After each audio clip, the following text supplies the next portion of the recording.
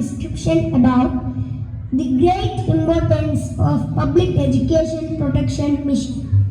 Hi, my name is Shami Muhammad. I am studying 4th standard.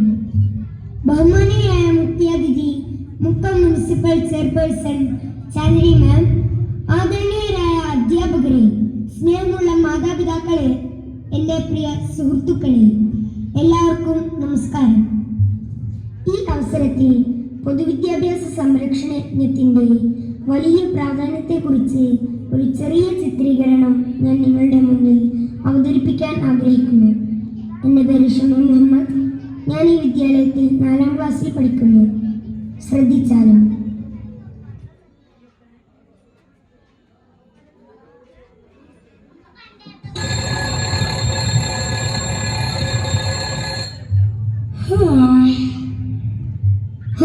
എത്ര പെട്ടെന്നാ രാവിലെ ആയത്.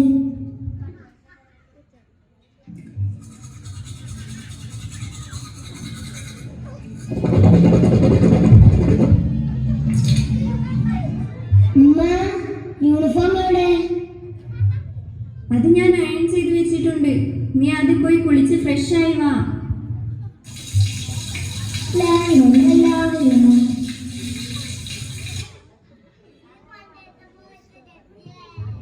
ഉമ്മ, ഇന്നെന്താ ചായക്ക്? നിനക്ക് ഇഷ്ടപ്പെട്ട പത്തിരിയും ചിക്കൻ കറിയുവാ. ദാ കഴിച്ചോ. അല്ല, നീ ടൈം ടേബിൾ എടുത്ത് വെച്ചിരുന്നോ? അതൊക്കെ സെറ്റാ അമ്മ. പിന്നെ ഇന്നത്തെ ഫുഡ് അടിപൊളിയായിട്ടോ. ഉമ്മ, ഞാൻ പോവാണേ. ടാറ്റാ. പിന്നെ ഇന്ന് ലെസസ് കോച്ചിങ്ങും അൽമാർക്ക് കോച്ചിങ്ങും ഉണ്ട്. ഞാൻ വരാൻ വൈകിട്ടോ. ഗുഡ്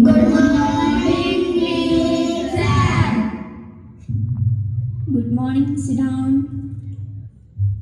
ആഹാ, ഷമി നല്ല വെൽ ഡ്രസ്ഡ് ആണല്ലോ. ആരാണ് ഇത്ര വെടിപ്പായി അയൺ ചെയ്ത് തരാറൊക്കെ? അതെന്റെ ഉമ്മ. കുളിച്ച് ഫ്രഷ് ആയിട്ടേ ഉമ്മ സ്കൂളിൽ പോകാൻ സമ്മതിക്കൂ. ഓക്കെ, ഷമീൻ ഓഫീസിൽ ചെന്ന് വിജ്ഞാന കൗതുകം വായിക്കൂ. Okay teacher. School attention, prayer.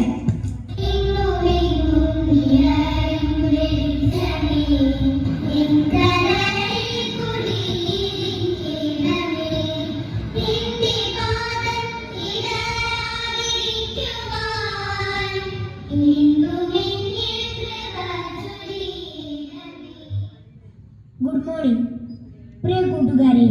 ഇന്നത്തെ വിജ്ഞാന കൗതുകത്തിൽ ഗുരുനാഥന്മാരെയും മാതാപിതാക്കളെയും മുതിർന്നവരെയും ബഹുമാനിക്കുന്നതിനെ കുറിച്ചാണ് നമ്മൾ ചർച്ച ചെയ്യുന്നത്.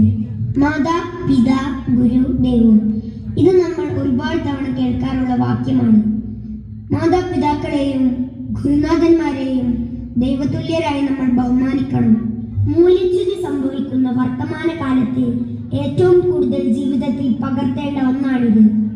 സംസ്കാര സമ്പന്നരായ ഒരു സമൂഹത്തെ വാർത്തെടുക്കാൻ മൂല്യബോധമുള്ള വിദ്യാഭ്യാസം അനിവാര്യമാണ്.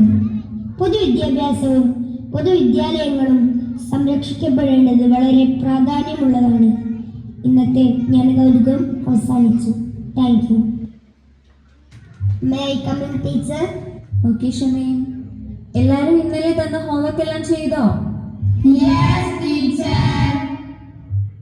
ഷമീൻ, ഷഹൻ, മിഫ്താഹ്, ദർവേഷ്, എല്ലാവരും ഇന്നത്തെ ഹോംവർക്ക് കാണിക്കൂ. ആഹാ, ഗുഡ്. എല്ലാവരും ശരിയാണല്ലോ ചെയ്തത്. അപ്പൊ ഇന്ന് വടി വേണ്ടല്ലോ അല്ലേ? നമ്മുടെ സ്കൂൾ നിങ്ങൾക്ക് ഇഷ്ടാണോ?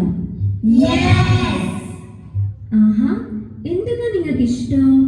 നമ്മുടെ ക്ലാസ് റൂം, ടീച്ചേഴ്സ്, വായനാ സൗകര്യം, പുസ്തകങ്ങൾ, നമ്മുടെ പാർക്കിലുള്ള സീസോ, ഊഞ്ഞാൽ എല്ലാം അടിപൊളിയാ. ഭക്ഷണം, കഞ്ഞിത്താത്ത എല്ലാം ഇഷ്ടാണ്. ആഹാ, കൊള്ളാലോ. മറ്റു കുട്ടികളോട് നിങ്ങൾ എന്തെല്ലാം പറഞ്ഞു കൊടുക്കും?